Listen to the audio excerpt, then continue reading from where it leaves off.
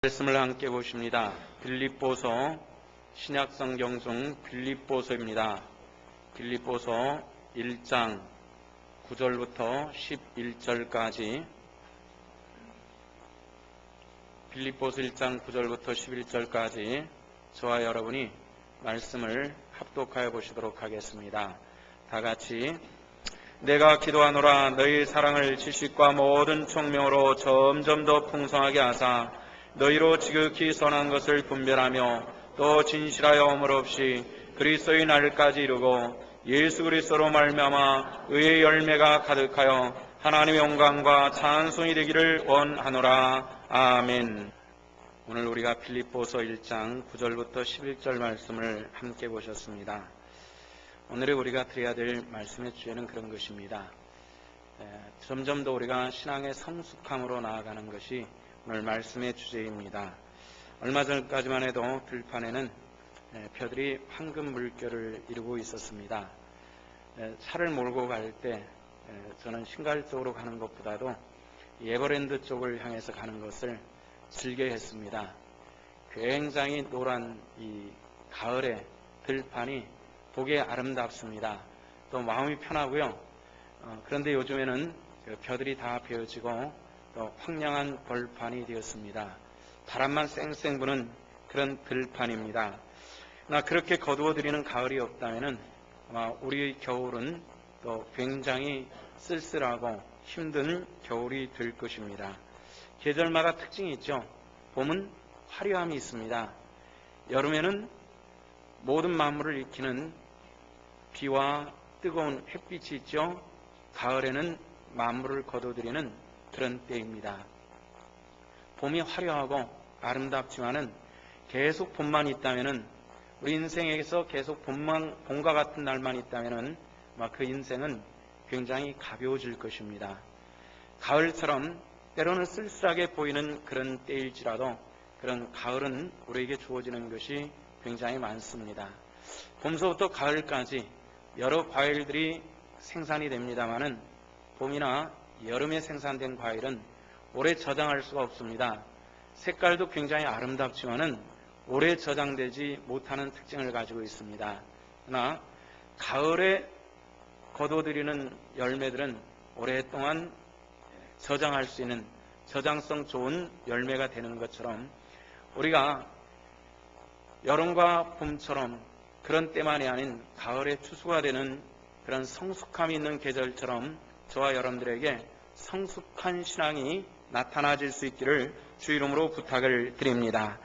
찌는 더위나 쏟아지는 폭우나 목타는 가뭄과 거친 바람들을 다 거친 가을에 거둬들이는 것은 한 해 겨울을 지나서 다음해 봄까지 사람들의 생명을 살리는 그런 특징들이 있죠. 여름이나 봄에 거둬들이는 것들은 그렇게 하지를 못합니다. 다시 말해서 가을의 것들은 성숙한 모습으로 만물이 우리들에게 전해준다는 것입니다. 신앙의 성숙에 있어서도 마찬가지입니다. 신앙도 결실한다는 것, 가을과 같은 신앙의 결실이 우리들에게 매우 중요한 때입니다. 우리 성도들마다 아름다운 열매 맺으며 또한 결실을 하는 그런 축복된 성도들 되어주시기를 주 이름으로 부탁을 드립니다. 특히 우리 신앙의 결실을 성숙함이라 이렇게 표현할 수가 있을 것입니다. 매우 중요한 일들인데 오늘 본문에서도 신앙의 성숙을 말해주고 있습니다. 오늘 본문 11절 말씀 보면은 이런 말씀이 나오죠. 우리 같이 11절을 함께 읽어보도록 하십시다. 예수 그리스도로 말미암아 의의 열매가 가득하여 하나님의 영광과 찬송이 되기를 원하노라. 아멘. 하나님의 영광과 찬송이 되기를 원하노라. 누가요? 우리들이 예수 그리스도로 말미암아 의의 열매가 가득하여, 이런 말씀을 해주시고 있습니다. 열매 맺는 신앙인이 아름답다라는 그런 말씀입니다. 신앙은 생명체와 같은 그런 특성을 가지고 있습니다. 훈련하고 발전하면은, 그리고 좋은 것을 공급해주면은 튼튼해지기 마련입니다. 오늘 여러분들에게 공급하는 하나님의 말씀이 우리들에게 영의 양식이, 능력 있는 하나님의 양식이 되어지시기를 축원합니다. 훈련되어야만 합니다. 며칠 전에 책을 보니까 50대, 60대가 되면은 사람들의 뼈가 물러지기 시작한답니다. 구멍이 뿡뿡 뚫려서 칼슘이 다 빠져나가고 철분들이 빠져나가서 마치 엉성한 썩어있는 고목처럼 된다는 거죠. 그런데도 50대와 60대가 젊은이들처럼 아주 건강하게 사는 방법이 있다고 합니다. 나이가 들면 움직이기가 쉬워지고 구부러지기 쉬운데, 그런데도 불구하고 아주 운동을 힘에 겹도록 격렬하게 하면은 그 안에 다시 뼈에 칼슘이 생기고 그리고 철분이 생기고 젊은 사람들의 뼈처럼 굉장히 단단해진다고 합니다. 힘들다고 해서 자꾸 게을러지면은 뼈에 구멍이 생겨가지고 쉽게 골절하기 쉽고요, 뼈가 굽어지기 쉽다라고 그렇게 이야기를 하는 것을 보았습니다. 우리가 신앙에 연령에 관계없이 훈련은 굉장히 중요합니다.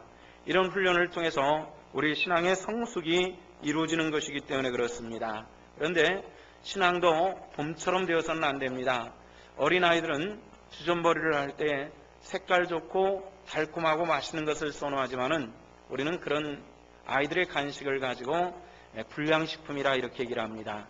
불량식품은 손이 쉽게 가고 아이들의 입에 쉽게는 가지만은 유익한 것은 아무것도 없습니다. 신앙도 그렇죠. 신앙도 화려하고 멋있고 폼나고 이런 것이 잠깐은 좋은 것 같습니다만은 이것이 결코 우리에게 신앙에 유익을 주지는 않습니다. 차분하고 깊이 있고 품이 있고 그런 신앙이 우리들의 신앙에 유익을 줄 줄로 믿고요, 우리들의 신앙이 날마다 그렇게 나가기를 원합니다. 그렇게 되는 것이 우리들의 삶의 모습입니다. 이런 우리 신앙이 성숙해지기 위해서는 몇 가지 단계를 거치게 마련입니다. 어린아이가 태어나서 유아기와 청소년기와 청년기와 장년기, 노년기를 거치면서 성숙해지는 것처럼 우리 신앙도 마찬가지입니다. 그것은 우리 신앙이 우리 성품과 굉장히 밀접하게 연결되어 있기 때문에 그렇습니다. 우리 신앙이 오랜 세월을 지나갔어도 유아기 신앙을 전혀 벗어나지 못하는 사람들이 있는가 하면은 이제 막 신앙생활 하면서부터 성숙한 신앙이 되는 이런 일들도 있는 것이 사실입니다. 원하기는 우리 모두 다 유아기 신앙들을 벗어나기를 원합니다. 유아들의 특징은 무엇입니까? 유아들의 특징은 유치한 데서 찾아볼 수가 있습니다. 아이들을 한꺼번에 있는 것을 보면은 아이들은 정말 유치합니다. 그래서 아이들의 교육기관을 유치원이라고 하는 데서 아마 그 원인이 있을 것입니다. 아이들은 굉장히 유치하게 놉니다. 자기가 가지고 있는 것을 누가 가까이서 뺏으려고 치면은 안 주려고 막 싸우고, 또 내가 가지고 놀던 것도 남이 가지고 있는 게 좀 좋아 보이면은 이거 집어던지고 그걸 달라고 막 싸우고 막 난리를 치는데, 이 유아들의 특징은 뭐냐면은 네 것과 내 것의 구별도 없습니다. 자기가 원하는 것은 취하려고 하는 이런 특징들이 있습니다. 우리 기독교의 신앙들이, 우리 한국 기독교도 이제 120년이 지나갔습니다만은 어떤 의미에서는 시간적으로는 청소년기를 지나 장년기를 지나야 되는데, 어떤 의미에서 보면은 유아기를 벗어나지 못하는 그런 부분들이 굉장히 많이 있습니다. 왜 신앙생활 하십니까? 복 받으려고요. 이것은 어떤 의미에서 맞는 얘기입니다만은 이런 차원은 우리가 유아적 차원에서 하는 이야기일 뿐입니다. 우리가 왜 신앙생활 하십니까? 복 받으려고요? 천국 가려고요? 한 단계 더 지나서 하나님을 영화롭게 하기 위해서 내가 영적인 삶을 산다라고 말할 수 있는 그런 하나님의 사람들 되시기를 주 이름으로 부탁을 드립니다. 유아들의 특징은 뭐죠? 항상 자기 중심입니다. 남이 별로 염두에 없습니다. 무엇이든지 좋은 것은 내 것이 돼야 된다는 특징입니다. 한국교회 사람들의 특징은 뭐죠? 왜 기도합니까? 왜 기도하지 않습니까? 이런 질문하면은 기도하는 이유는 문제를 해결하고 내 가정이 축복받기 위한 기도로 한정되어 있다. 왜 기도하지 않습니까? 물어보면은 요즘에 너무 편안하니까 기도할 것이 없습니다라는, 이것은 우리가 신앙이 유아적인 데 머물러 있다라고 하는 이런 특징적인 모습이라는 것입니다.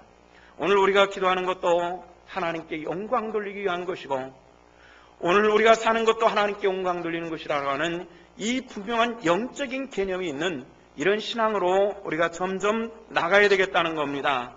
우리 유아적인 신앙의 특징은 남에 대한 고려가 없습니다. 언어나 행동이나 삶이나 내 주관, 내 중심이 굉장히 강합니다. 그렇기 때문에 이 문제에 남이 어떻게 생각할까? 남은 이 문제에 대해서 어떤 생각을 하고 있을까에 대해서 전혀 고려하지 않고 주관이 분명해서 내 것이라고 분명히 얘기하는 것이 자기 모든 것이라고 생각하는 이런 특징들이 있습니다. 성도 여러분들에게 부탁을 드립니다. 우리는 남이 나를 어떻게 볼까라고 하는 이런 어떻게 보면 소극적인 것 같습니다만은 남을 깊이 배려할 수 있는 이런 신앙의 모습으로 한 단계 발전해 나갈 수 있는 이런 하나님의 사람들 되어주시기를 부탁을 드립니다. 유아적 신앙은 우리가 속히 지나가야만 합니다. 빨리 지나갈수록 좋습니다. 빨리 지나갈수록 더 많은 성숙을 이루는 것이기 때문에 매우 중요한 것입니다. 이 단계를 지나가고 나면은 청소년기의 신앙이 됩니다. 청소년기의 신앙은 남을 조금 의식을 합니다. 그리고 힘이 굉장히 강합니다. 힘이 넘쳐납니다. 불의에 대해서는 참지 못하는 이런 특징들을 가지고 있습니다. 그래서 무엇인가 추진할 수 있고 힘이 넘쳐나고 봉사를 할 수 있고 자기 자신을 필요하다면 던져버릴 수 있고 이런 특징을 가지고 있는 것이 청소년기 쪽의 신앙입니다. 이럴 때 가장 많은 일을 할 수가 있습니다. 그런데 문제는 뭐냐면은 일을 가장 많이 한다는 것으로 끝나는 것이 아니라 좀 더 깊은 생각이 있는지 그의 사고가 얼만큼 깊은지 이런 생각을 할 때에 생각이 깊지 못하는 사고가 굉장히 낮다는데 문제가 있다는 겁니다. 그래서 이런 신앙의 특징은 깊은 지혜가 없기 때문에 자기가 하는 일들로 인해서 종종 넘어져 버리고 마는 이런 모습들이 있습니다. 우리가 신앙의 이런 단계들을 전부 거쳐나가야만 합니다. 거쳐나가는 가운데서 나는 열심히 신앙생활하고 열심히 교일이 있으면 와서 그냥 무슨 일이든지 다 하는데 그러지 못한 사람들 보면은 이런 청소년기의 신앙의 특징은 비판하고 판단합니다. 옳지 않습니다 말이지.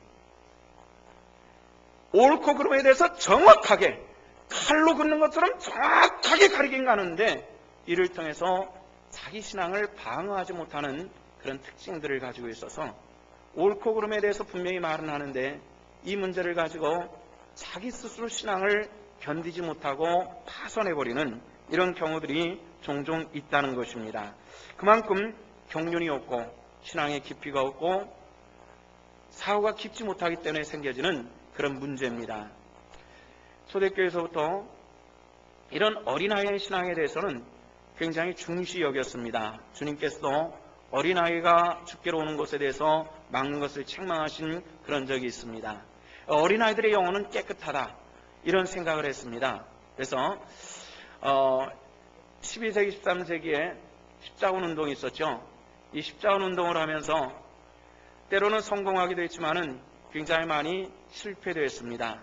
이슬람이 점령하고 있는 성지 예루살렘을 탈환한다라고 하는 명분을 가지고 유럽 각국의 기독교 국가들이 군사를 일으켜가지고 성지 탈환을 위해서 진격을 시켰는데 거기 가서 성지를 탈환하는 사람들은 엉뚱한 짓을 하고 거기까지 가지 못한 사람들은 죽어버리고 이런 일들이 굉장히 발생을 하면서 각국의 지도자들, 종교 지도자들, 정치 지도자들은 어떻게 하면 성공시킬 수 있을까? 이 문제를 가지고 논의를 했는데 이 거룩한 전쟁에 죄가 많은 어른들이 갔기 때문에 실패한 것이니까 영혼이 깨끗한 사람들을 보내자 이렇게 생각해서 두 번의 소년 십자군 운동을 펼쳤습니다. 5회와 6회가 그렇게 가지고 소년 십자군이 결성이 되는데 굉장히 어린 아이들, 적게는 나이가 8살짜리가 지휘관으로 차출이 되기도 하고요. 13살짜리가 온 18,000명이나 되는 십자군을 이끌고 지휘하는 이런 사건까지 벌어지는 겁니다. 왜 이런 사람이 병사들을 지휘해야 되느냐? 물론 아이들만이 군대를 꾸렸기 때문에 아이들이 지휘관이 필요하기도 했겠지만은 이 18,000명이나 되는 이 어마어마한 군대를 13살 먹은 소년이 전쟁에 대해서 피 한 방울 구경하지 못하는 아이들이 이 일을 하는 것인데 이게 제대로 될 일이 있겠냔 말이에요. 목적지까지 도착하기 전에 상인들의 꾀임에 빠져가지고 전부 노예로 팔려버리는 이런 사건들이 있었던 것이 사실입니다. 힘과 의욕은 있지만은 생각이 깊이가 부족해서 일어난 그런 역사적인 아이러니컬한 일들이 있었다는 겁니다. 신앙의 청년기는 물불을 가리지 않습니다. 이때는 은혜가 충만합니다. 그래서 신앙생활하면서 오랫동안 신앙생활하신 분들의 그런 이야기를 들으면, 물론 저도 마찬가지입니다만은 이 청소년기 신앙생활, 그때는 뜨거웠어. 그때는 밤새 기도했고, 그때 기도하면 하나님께서 응답하셨고, 음성을 들었고, 환상을 보았고, 계시를 들었고, 이런 얘기를 종종 하게 마련입니다. 그러나 이것으로 우리 신앙생활이 이루어지는 것은 아니라는 것입니다. 이런 신앙생활을 통해서 내가 체험하는 은혜를 너도 체험해야 되는데, 이런 뜨거움이 있어서 상대방에게 말하지만은 상대방에게 오히려 시험을 주고 자기도 시험을 당하고 영적으로 파산하고 넘어지는 이런 일들이 종종 있다는 것입니다. 이 청소년기 신앙에서도 우리가 빨리 벗어나서 좀 더 장성한 신앙의 분량을 이루는 것이 우리들이 굉장히 중요한데, 예배소 4장 13절 말씀 보면은 사도 바울은 이런 얘기를 합니다. 우리가 다 하나님의 아들을 믿는 것과 아는 일이 하나가 되어 온전한 사람을 이루어 그리스도의 장성한 분량이 충만한 데까지 이루어야 된다. 그리스도의 장성한, 그 은혜의 장성한 충만한 은혜의 분량까지 우리가 이루어야 되겠다는 겁니다. 이것은 장성한 신앙, 장년의 신앙입니다. 저는 이 교회를 담임하고 있는 목회자로서 우리 성도들이 유아기를 지나고 청소년기를 지나서 다이 장성한 신앙이 되어질 수 있기를 주님의 이름으로 축원합니다. 이 단계 정도 되면은 고개 숙일 줄 안다는 겁니다. 고개 숙일 줄 알고 상대방의 입장을 고려할 수 있고 내 자신을 머리 숙일 수 있는 이런 데까지 나갈 수 있다는 겁니다. 이런 단계가 될 때 이 신앙의 특징은 다른 이들과 더불어 조화를 이룰 줄 안다는 겁니다. 가을이 되면서 단풍이 들었습니다. 단풍의 특징적인 색이 뭐죠? 붉은색입니다. 붉은색 때문에 단풍 들었다 이렇게 얘기하는데, 한번 단풍이 아름답게 든 거 한번 보십시오. 참 한국의 가을은 아름답다고 말합니다. 세계 여러 나라 사람들이 한국의 가을은 아름답다고 얘기합니다. 정말 아름답습니다. 그런데 온 산에 빨간색이 아름답다고 해서 온 산이 전부 새빨간색으로 완전히 덮어버렸다고 할 때 우리 감정은 어떨까 한번 생각해 보십시오. 아마 징그럽을 것이고 핏빛이기 때문에 굉장히 무섭게 다가올, 아름답다고 하기보다는 징그럽고 무서울 것입니다. 가을의 단풍이 아름다운 것은 그 붉은색에만 있는 것이 아니라 드문드문 껴있는 노란색에도 있고 아직 단풍 들지 못하는 남아있는 녹색이 거기에 조화를 이룰 때 그 단풍 비로소 아름다워질 수 있다는 것입니다. 우리 성도들이 다 열심을 품고 청소년기 신앙을 가지고 다 열심히 하면 아름다울 것 같으나 결코 아름다워질 수는 없다는 것입니다. 때로는 섬기는 사람이 있고 섬김을 받는 사람이 있을 때에 그 교회는 아름다운 교회가 될 줄로 믿습니다. 그렇기 때문에 누구네 앉아서 밥만 먹고 나는 일만 하고 이것이 신앙이 아니라는 것입니다. 때로는 나의 헌신을 통해서 누군가 평안함을 이룰 때에 바로 거기서 우리는 평안해질 수 있는 이런 우리 신앙의 깊이를 발견할 수 있는 그런 하나님의 사람들 되어주시기를 주 이름으로 부탁을 드립니다. 주부들이 음식을 만들어 가지고 가장 즐거운 때가 언제입니까? 내가 맛있는 갈비를 만들어 가지고 남편도 있고 자식도 있는데도 불구하고 나 혼자 맛있게 부엌에서 몰래 다 먹어버렸을 때 그게 굉장히 맛있는 음식이던가요? 아닙니다. 딴 분들은 모르겠습니다만은 최소한 제 안에는 제 입에 제 자식 입에 음식 들어갈 때가 제일 아름답고 맛있게 느껴진다라고 그렇게 얘기를 합니다. 이것은 뭐죠? 성숙한 아내와 어머니로서의 의견이라는 것입니다. 누군가를 위해 헌신한 것이 아깝게만 느껴지는 것은 우리가 아직도 신앙이 어리다라고 하는 그런 특징입니다. 우리가 그 조화를 이루는 것, 아직도 나보다 연약한 자들과 내가 함께 조화를 이루고 아직도 신앙의 유아기의 사람들과 함께 섬기는 조화를 이루는 사람이 성숙한 하나님의 사람이 되어지는 줄로 믿습니다. 또한 우리가 이 신앙이 원숙해지기 때문에 자기 신앙을 자기 스스로 유지해 나갈 수 있는 것입니다. 청년기까지 신앙들은, 청소년기까지 신앙들은 어떤 특징을 가지고 있냐면 마치 낙엽이 타는 것처럼 낙엽이 불을 때 금방 화력을 확 내지만은 금방 화력이 꺼져버리는, 뭔가를 공급하지 않으면 금방 꺼져버리는 것과 같은 그런 특징이 있습니다. 숯은 안 그렇죠? 숯은 금방 불을 붙인다 해서 화력이 금방 세지는 것도 아니고 금방 죽어지는 것도 아니고 재가 타서 덮이는 것 같지만 조금만 들춰보면은 불길이 남아있는 이런 모습과 같이 오랫동안 자기 자신을 유지해 나갈 수 있는 그런 특징들을 가지고 있다는 겁니다. 이런 사람들의 특징들, 내 스스로 신앙을 유지할 수 있는 이런 사람들이 바로 그런 장년기 신앙을 가지고 있는 사람들입니다. 일을 할 때는 그냥 소란스럽고 누구는 왜 하네, 왜 저 사람은 안 해 하고 막 일을 해나가는데 어느 날 자기 스스로 보면은 신앙은 아무것도 없이 그만 낙엽이 재가 돼버린 것처럼 가라앉아버리는 이런 신앙의 모습은 하나님 앞에 아름답지 않다는 것입니다. 스스로 내 자신을 돌아볼 수 있는, 내가 옳은 것인가를 분별할 수 있는 바로 그것이 장년기 신앙의 모습일 줄로 믿습니다. 또한 수용성이 큰 사람이 장년기 사람입니다. 남을 이해할 줄 아는 것이죠. 그래서 그럴 수도 있지, 그럴 수도 있을 거야, 이렇게 충분히 이해해 줄 수 있는 이런 신앙의 모습입니다. 우리 교회 안에 이런 성도들이 많이 있습니다. 교회 안에 또한 이런 성도들이 많을 때에 교회는 평안을 유지할 수가 있습니다. 우리 교회 처음 부임한 목회자들이 한 1년을 지나면서 이런 평가를 합니다. 뭔가 있는 건지 없는 것인지 신앙의 어떤 그 특징들이 잘 발견되지 않는다라고 얘기를 해요.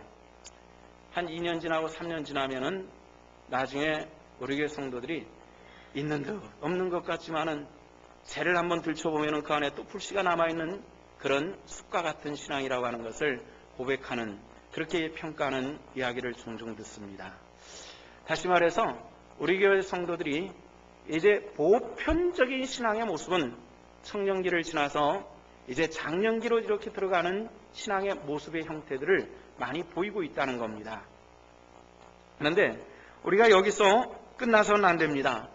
우리가 좀 더 성숙한, 원숙한 신앙인들이 되기를 원합니다. 성숙한, 아주 원숙해지는 것이죠. 저희 집에는 저희 장모님으로부터 받은 금덩이가 2개가 있습니다. 요즘에 금한돈에 20만 원 가까운데 금덩이 요만한 게 2개가 있어요. 한 덩이가 10돈씩입니다. 20돈의 금덩이가 있습니다. 장모님이 평생을 살면서 옛날 분들은 돈 되는 것이 금이라고 생각해가지고 금을 조금씩 사서 모으셨는가 봐요. 그래가지고 그 금덩이가 한 100돈 정도 되는 겁니다. 10량. 그래서 5명의 자식들에게 20돈씩 나눠줬습니다. 20돈씩. 그래가지고 여러분들의 눈빛이 좀 달라지는 것 같습니다. 금 얘기하니까. 그래서 2번에 걸쳐가지고 금을 10돈씩 나눠줬습니다. 우리 집 장롱 깊숙이 그걸 넣어놓고 있습니다. 장롱 깊숙이. 장인어른 장모님이 평생에 돈 있을 때마다 조금씩 사가지고 그 10량을 만들어가지고 2냥씩을 나눠줬어요.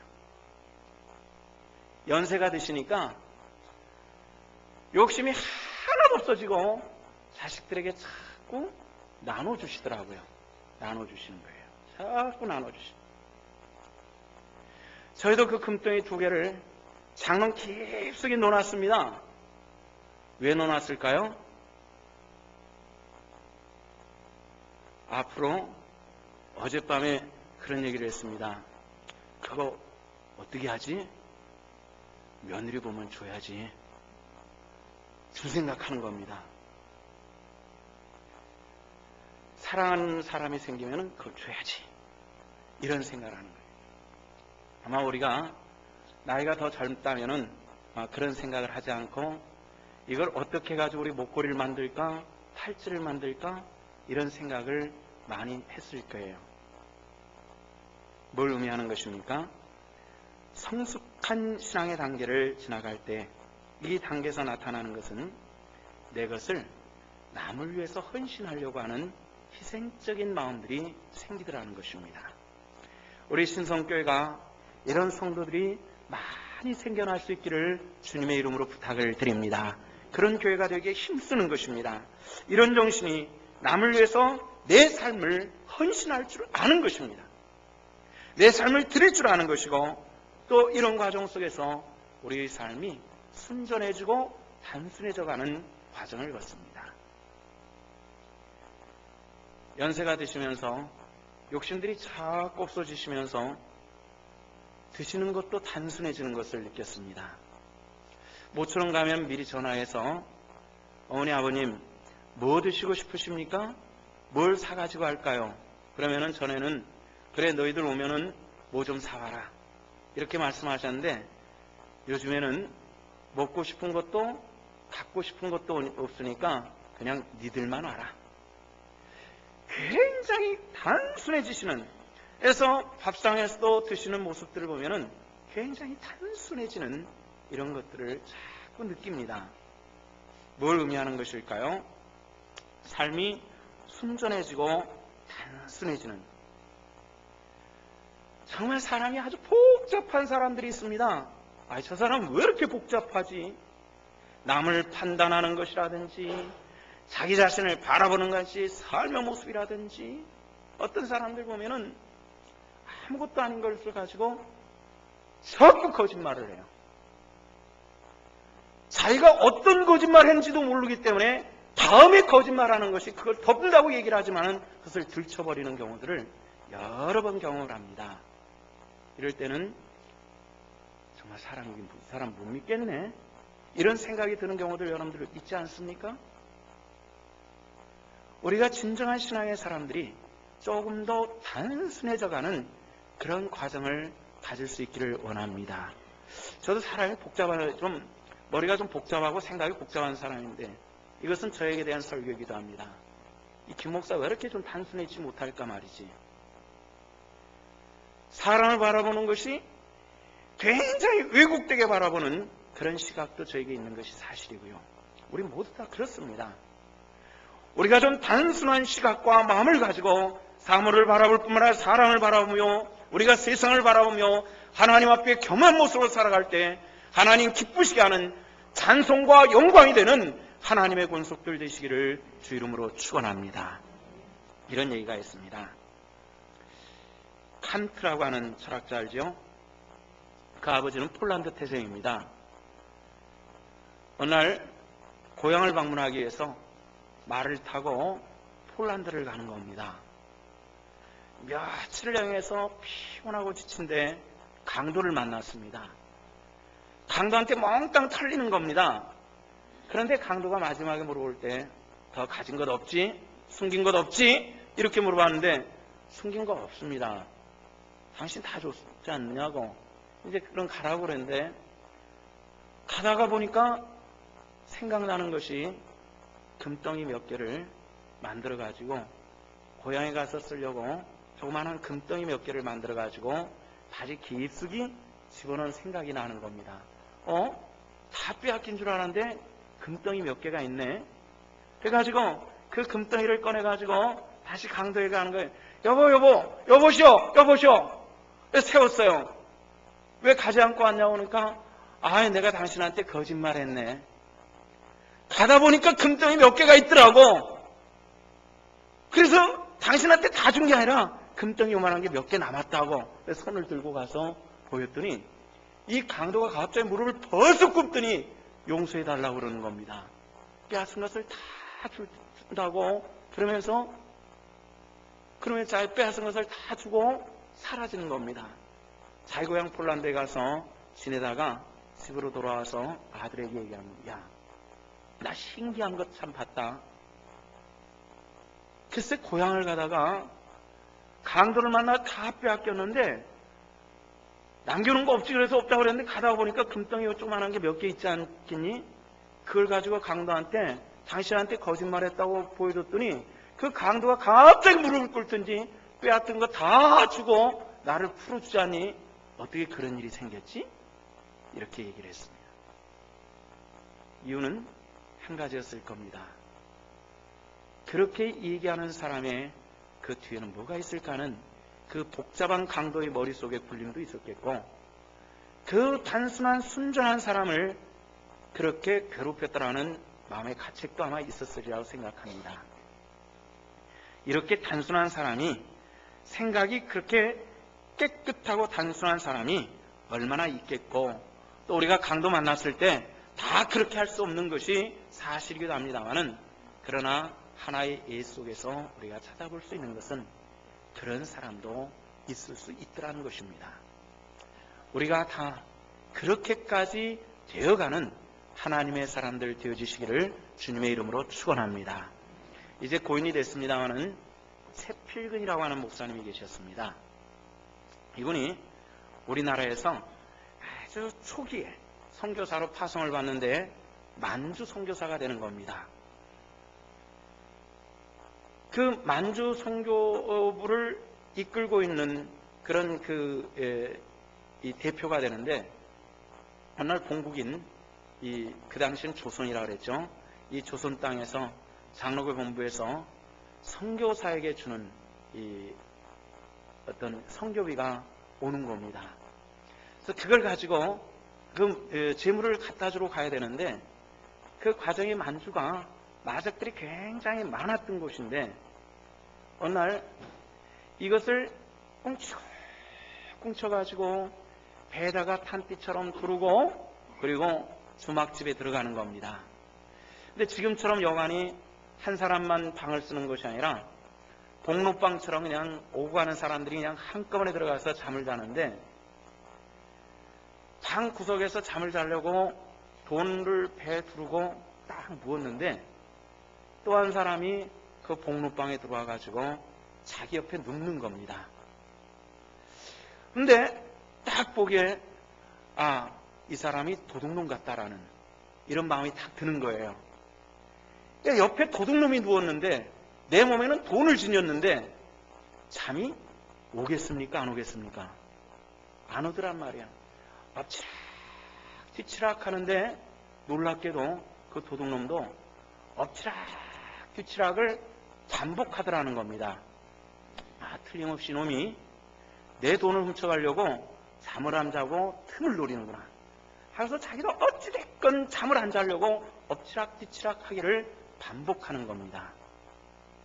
다음날 아침에 잠을 하나도 못 자고 아침에 주막집에서 이 두 나그네가 밥상을 하고 앉게 됐어요. 밥상을 하고 앉아가지고 밥을 먹으려고 하니까 그 도둑놈이 기도한단 말이에요. 밥을 놓고. 목사님 볼 때 이게 도둑놈이 기도하다니 통성명을 하는 겁니다. 나는 최필근이라고 하는 목사인데 당신도 예수 믿는가 봅니다 라고 물어봤더니 나는 어느 교회 목사입니다 그러는 것도. 이게 뭐냐면은 이 워낙 험한 곳이라 목사님이 그 교회까지 오기가 힘들 것 같아서 내가 중간 지점까지 목사님을 마중 나왔던 것입니다. 그런데 몸에 뭘 지니고 있어요? 돈을 지니고 있다 보니까 그 목사가, 자기를 마중 나온 목사가 도둑놈처럼 보이더라는 겁니다. 마음에 뭐가 있냐면은 사람들의 자기 마음이 모든 것을 판단하는 이런 특징들을 가지고 있다는 거죠. 우리 교회도 그런 경우들을 많이 봅니다. 사람을 소개할 때 정말 좋은 사람, 이렇게 좋은 사람이라는 소개보다는 저 사람은 이런 소문도 있고 이런 소문도 있고 이런 나쁜 소문도 있고 이런 이야기를 한 7대3 정도로 듣는 것 같아요. 나쁜 말을 더 많이 듣고 좋은 말을 듣게 됐습니다. 사람을 대할 때 저도 평정심을 가지려고 애를 쓰지만은 그 사람을 대하는데 시간이 많이 걸립니다. 바로 보기에는. 오랜 시간이 지나서 내가 왜곡되게 봤구나라는 생각을 참 많이 해요. 특히 우리가 칭찬하는 것 같지만은 비판하는 모습들이 우리 언어 속에 굉장히 많이 있는 것을 발견할 때가 있습니다. 저와 여러분들이 말과 행동에나 하나님의 영광과 찬송의 도구가 되는 것이 우리 신앙의 성숙으로 나가는 것이라는 것을 우리가 기억하시면서 우리가 성경의 말씀처럼 세상을 향해서 열려진 그런 아름다운 신앙으로 나갈 수 있기를 원합니다. 저는 목사이기 때문에 만나는 사람들이 거의 열의 9은 예수 믿는 사람들을 만나고요. 안 믿는 사람들은 오고 가다가 또는 물건을 흥정하다가 만나는 사람들이 안 믿는 사람들이지, 거의 다 예수 믿는 사람들만 만나다 보니까 객관적으로 보는 시각들이 매우 적어지는 이런 것이 굉장히 안타깝습니다. 그래서 요즘에는 인터넷이라고 하는 것이 있어서 안 믿는 세상 사람들은 우리 기독교를 어떻게 보나라는 이런 것을 인터넷에 들어가서 간접적 체험을 하게 되는데, 안 믿는 사람들이 굉장히 많은 경우에 우리나라 불교, 기독교, 천주교 이런 커다란 세계적인 종교들이 있죠. 이 종교들 가운데서 기독교를 어떻게 보나라고 세상 사람들에게 물어보면은 세상 사람들은 우리 기독교에 대해서 닫혀진 종교라 이렇게 표현하는 거예요. 기독교는 닫혀져 있다. 우리는 열려 있다라고 생각하는데 왜 닫혀져 있단 말이에요? 우리가 아무리 열려 있다 해도 그들은 닫혀져 있다라고 말한다면은 우리는 닫혀져 있는 종교입니다. 이건 어쩔 수가 없어요. 그 이유가 뭐냐? 남을 용납하고 이해하는 것이 기독교인에게는 너무 부족하다라는 것이 굉장히, 그리고 독선적이라는 거예요. 독선적. 왜 독선적이냐? 대체로 유일신 종교를 믿는 사람들이 신앙적인 독선이 좀 있습니다. 이슬람교가 그렇고요. 우리 기독교도 좀 그런 특징들을 가지고 있어요. 천주교가 좀 덜하는 것은 뭐예요? 마리아를 거쳐 신적으로 옮겨놨기 때문에 다신적인 특징을 가지고 있는 그런 특징이 천주교에는 또 있어요. 근데 우리 개신교는 뭡니까? 오직 유일신한 말이죠. 예수 그리스도 이름에는 우리에게 구원받을 만한 이름을 주신 적이 없다라고 말하는, 그것을 우리가 분명히 믿습니다라는 세상 사람들은 그것에 대해서 이해가 굉장히 적습니다. 1년에 한두 차례는 반드시 나타나는, 절에 가가지고 부처에 오려다 빨간 십자가를 페인트로 칠해버리고 오는 이런 무례한 일들이 우리 기독교에서 벌어지고 있기 때문에 기독교는 닫혀진 종교는, 이것이 굉장히 무용담될 수 있을지언정 하나님께 영광 돌릴 수 있는 일은 아니란 말이에요. 오히려 많은 사람들에게 기독교의 특징이 사랑과 용납과 이해가 있다고 하는 이런 것을 전부 닫아버리는 이런 무지한 사람들이 있는 이상은 우리 기독교는 여전히 그들에게 닫혀져 있는 종교일 수밖에 없다는 것입니다. 성도 여러분들에게 부탁을 드리는 것은, 구원 얻음이 예수 그리스도 이름밖에 없는 것은 사실이나 우리가 우리끼리 좋아서 신앙생활하는 것이라면 이건 교회의 존재적 가치가 없는 것이고, 아직 주를 알지 못한 이들에게 예수 그리스도를 믿는 믿음의 가치와 사랑과 넉넉한 축복과 자비를 전하는 것은 열려진 마음이라는 것입니다. 그들을 수용할 수 있는 아름다운 폭넓은 신앙을 가지고 저들을 바라볼 수 있는 이런 하나님의 권속들 되시기를 주 이름으로 부탁을 드립니다. 몇 가지 신앙을 말씀을 드렸습니다. 유아적 신앙, 자기밖에 모르는 거예요. 청소년기 신앙, 열심히 있고 그런 어떤 체험은 있지만은 남을 수용할지 못하는 청소년기 신앙도 있을 수 있고, 좀 더 성숙한 장년기 신앙이 있을 수 있고, 그러나 내 것을 남을 위해서 헌신할 수 있는 원숙한 신앙에 이르기까지 우리는 조금도 쉴 수 없는, 오늘도 조금씩 전진해 나갈 수 있는 그런 하나님의 권속들 되시기를 주님의 이름으로 부탁을 드립니다. 기도하시겠습니다. 주 은혜를 감사드립니다. 오늘 또 우리가 주의 말씀을 보았고 함께 말씀을 나누었습니다.